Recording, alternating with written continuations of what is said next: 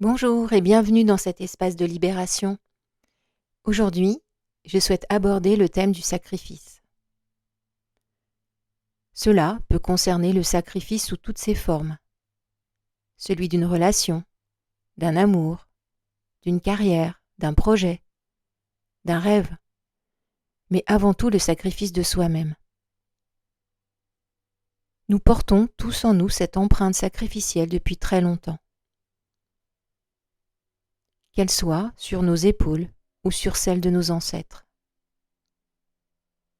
Ce renoncement peut être conscient ou non, et il peut être lié à une éducation, un trauma, une culture, une religion, mais aussi à une mémoire de souffrance engrammée en nous. Je vous laisse quelques instants pour vous connecter à cette notion de sacrifice, pour voir comment cela vibre en vous. Êtes-vous concerné? Si c'est le cas, à quel moment? Avec qui? Dans quelles circonstances? Est-ce important ou non dans votre vie actuelle?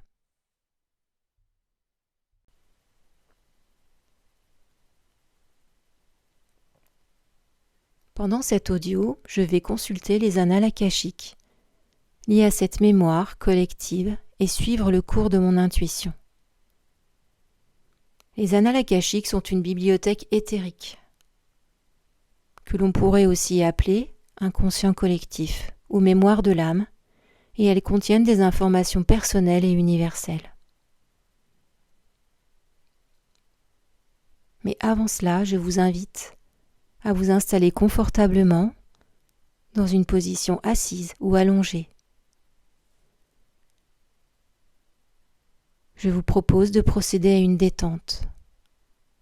Vous pouvez peut-être fermer les yeux, commencer à vous laisser aller. Et pour installer cette détente, vous pouvez effectuer 2 ou 3 grandes respirations lentes et profondes.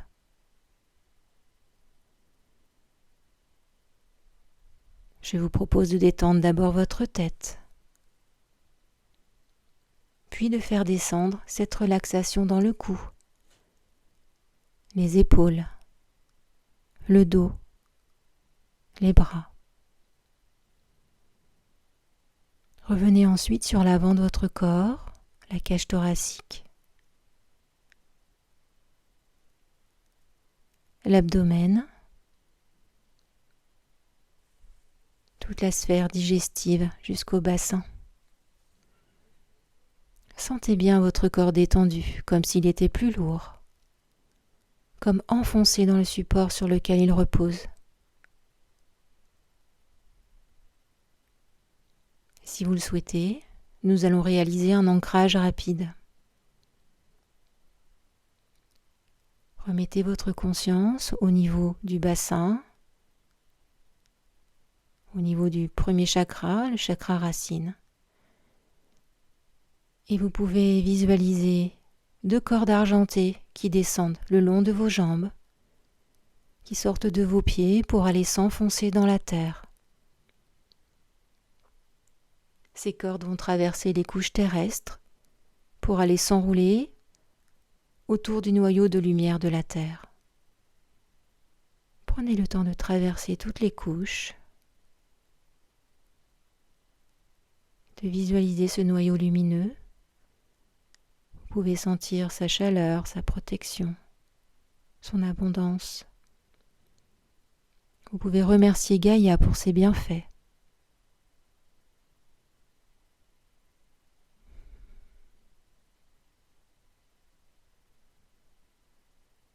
Imprégnez-vous de ces bonnes énergies.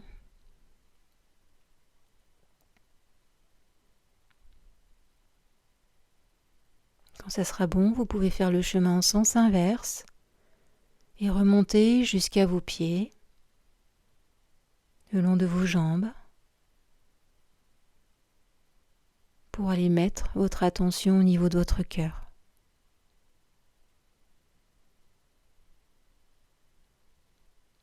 Si c'est bon pour vous, nous allons pouvoir commencer. Ici et maintenant, et avec la protection du divin et sous la guidance des maîtres des annales akashiques, j'ouvre un espace sacré et protégé en dehors de l'espace et du temps. Si c'est nécessaire, je commande à toute énergie négative, interférence, dispositif involutif, de quitter définitivement mon espace et celui des auditeurs pour créer un lieu protégé et uniquement guidé par mon âme qui elle-même émane du Créateur de tout ce qui est. J'ouvre ici et aujourd'hui un espace cérémoniel, en dehors de l'espace et du temps, pour procéder à une libération, en accord avec le plan de mon âme, pour me permettre de m'alléger dans ma vie présente, de la meilleure et de la plus haute des manières qui soient. Je remercie le divin de me guider dans cette démarche et je sollicite l'aide des maîtres des annales akashiques pour m'envoyer l'information la plus parfaite pour moi en ce jour, pour qu'elle soit partagée pour le bien de tous. Depuis l'espace de ma souveraineté, j'ouvre avec respect les annales akashiques pour me connecter à cette mémoire de souffrance qui impacte ma vie actuelle. Et j'observe. Une belle femme brune se présente à moi. C'est étrange, je ressens plusieurs présences. Elle porte un nouveau-né dans ses bras et je perçois un homme plus en retrait. C'est elle qui s'adresse à moi. Mon nom est Flora. À sa manière de prononcer son nom, je perçois un accent italien. Elle m'explique qu'elle est née dans l'état de Florence au XVIe siècle, que son père est un marchand de tissus prospère et reconnu.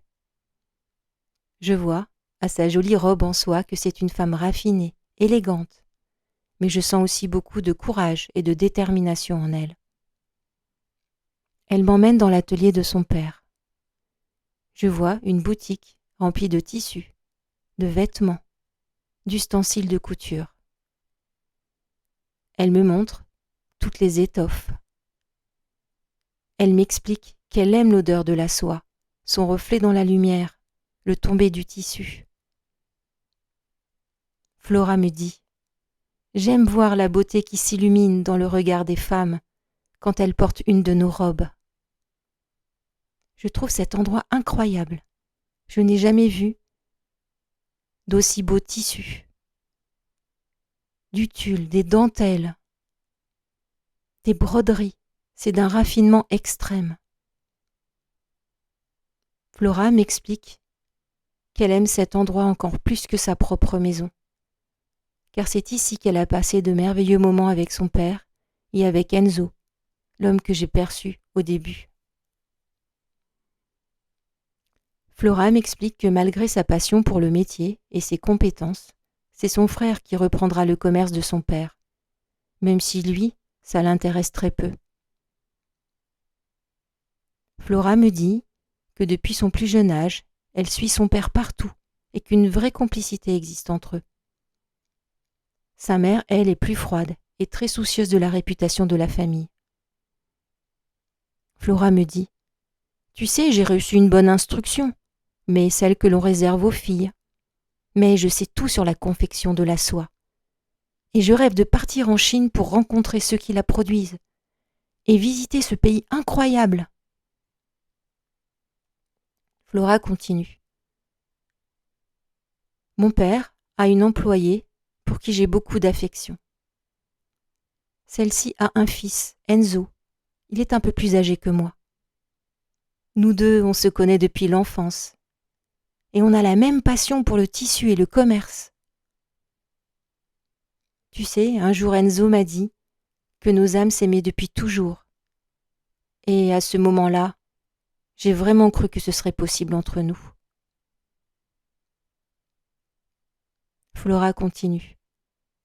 « Mais tu vois, ma mère, devant notre attachement mutuel, a décidé d'envoyer Enzo apprendre le métier de tisseur dans une ville voisine. Et nous n'avions pas le droit de nous écrire.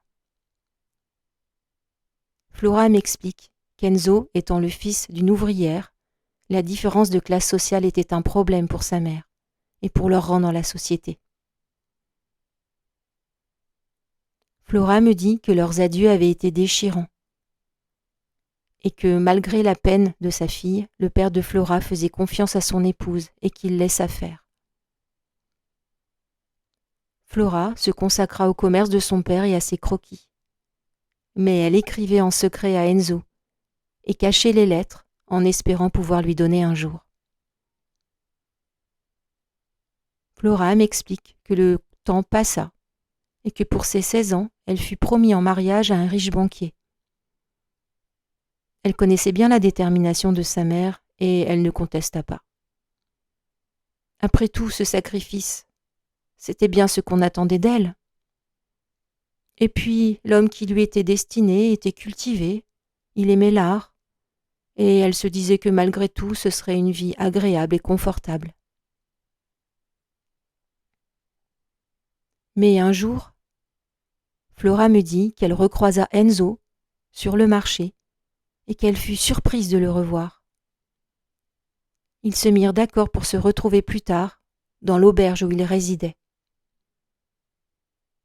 Enzo était venu chercher des tissus et il repartait le lendemain. Flora m'explique que tous leurs renoncements volèrent en éclats et ils ne parvenaient plus à se quitter. Enzo lui dit qu'il reviendrait quelques semaines plus tard et qu'il voulait l'emmener avec lui. Flora me dit « Tu sais, je rêvais de ça depuis toujours.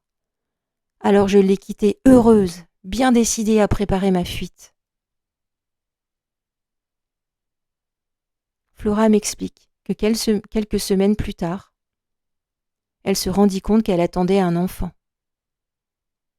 Sa mère, qui avait vu son changement d'humeur, la surveillait, et elle comprit rapidement son état. Quand sa mère en informa son père, Flora sentit de la déception dans son regard, et ce fut presque pire que l'ordre de sa mère qui lui imposait de se retirer dans un couvent jusqu'à la naissance de l'enfant. Avant son départ, ses parents ne cessaient de dire qu'elle trahissait l'honneur de la famille. Flora avait honte et elle accepta son sort. On justifierait son absence par un voyage auprès d'une tante malade. Et, à sa naissance, l'enfant serait confié à une famille. Le choc plongea Flora dans un mutisme total, une sorte d'engourdissement. Elle sentait peu à peu sa vie lui échapper. Elle avait l'impression que tout était devenu mécanique. Elle n'était plus connectée à elle-même. Elle me dit « Je n'avais ni la force ni la volonté de partir, de m'enfuir. Je me sentais juste vide et incapable d'agir. La culpabilité envers mes parents, envers Enzo, envers mes rêves, envers l'enfant, tout cela me pétrifiait. » Elle continue. Et puis je ne pouvais même pas prévenir Enzo, qui lui aussi se sentirait trahi et abandonné. Flora m'explique qu'au moment de la naissance, on lui prit rapidement l'enfant, une petite fille, qu'elle ne contesta pas. Elle se sentait déjà morte à l'intérieur. Elle espérait juste que l'enfant aurait une belle vie. Pourtant, le lendemain, elle eut un regain d'énergie et refusa ce sacrifice immense, celui de son amour pour Enzo, pour sa fille, pour son métier. Alors une force fugace remonta du plus profond de son être, et elle eut l'impression qu'enfin un choix s'offrait à elle. Fuir peut-être ? Et puis son mental reprit le dessus. Oui, mais quand ? Comment ? Pour aller où ? Et le chaos était revenu. Les jours d'après, elle fut prise d'un épuisement total et d'une forte fièvre. Et elle mourut, comme si elle s'endormait et que ses forces la quittaient lentement. Enzo, lui, ne se remaria jamais, mais il fonda un commerce florissant. Il apprit plus tard que Flora ne l'avait pas abandonnée. Flora me dit « Au moment de ma mort, je regrette d'avoir tout sacrifié, de n'avoir pas cru assez en moi, en nous. Je regrette de m'être laissé engloutir par le désespoir et d'avoir renoncé. C'est ça que je veux que tu transmettes aujourd'hui. » Je remercie Flora pour sa confiance et sa sincérité. Suite à ce récit, vous pouvez voir comment il résonne en vous. En quoi cette notion de sacrifice, de culpabilité, peut vibrer dans votre vie actuelle.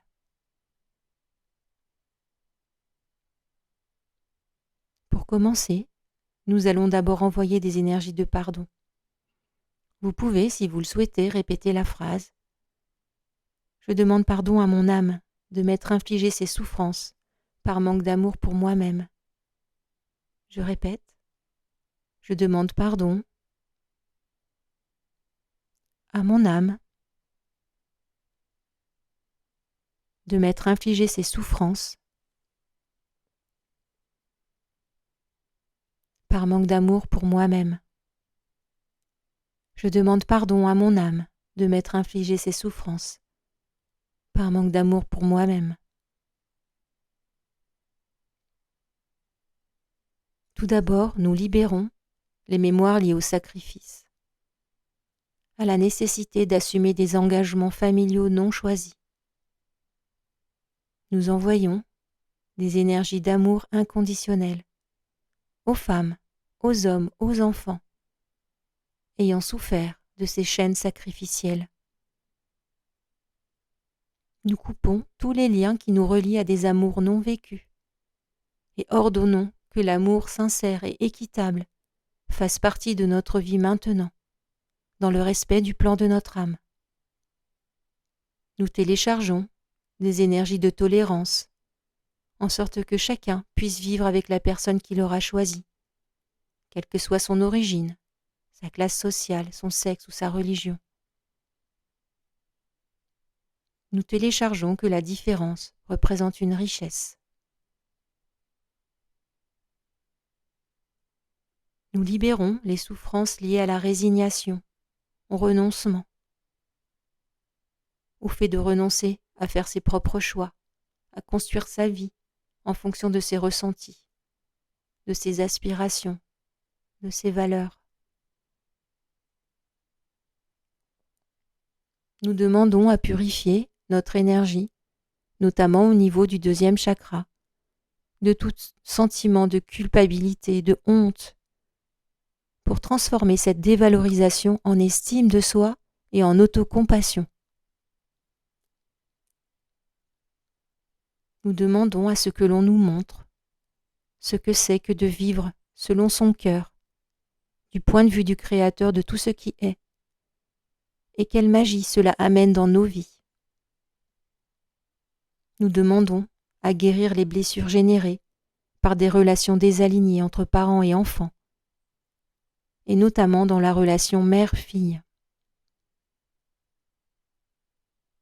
Nous demandons à supprimer toutes les chaînes qui nous relient à l'abandon en général et téléchargeons des sentiments d'engagement conscient envers soi et envers les personnes que nous choisissons.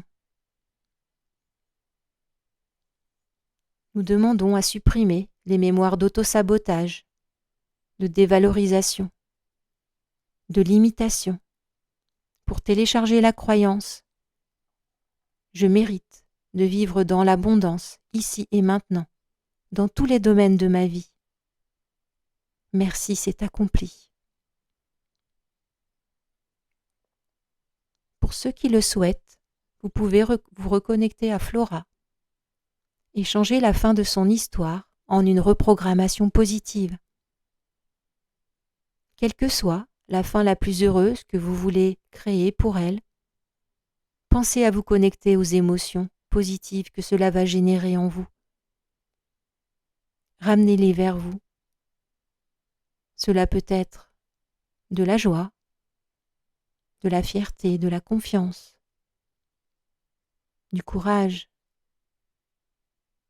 de l'amour, Je vous laisse faire.